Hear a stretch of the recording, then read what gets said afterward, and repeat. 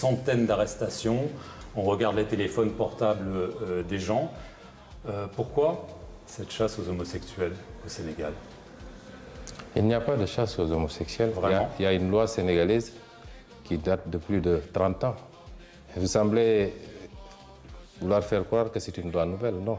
C'est les peines qui ont été corsées. La loi est là depuis l'époque du président Léopold Sédar Senghor, avec les mêmes incriminations de la pratique de l'homosexualité.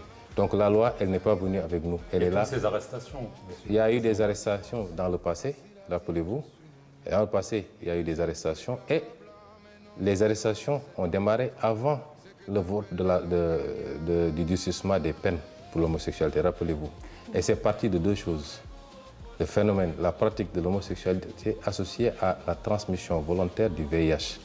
La presse occidentale semble vouloir occulter ce deuxième aspect qui est extrêmement important, la transmission volontaire du VIH.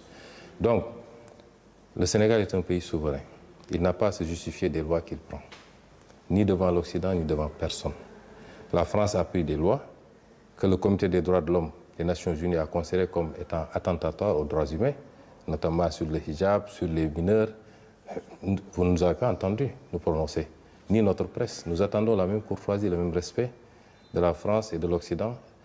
Nous sommes dans un pays qui a ses croyances religieuses, ses convictions culturelles, qui est un pays souverain, qui légifère souverainement sur ce qu'elle considère être rejeté par sa société.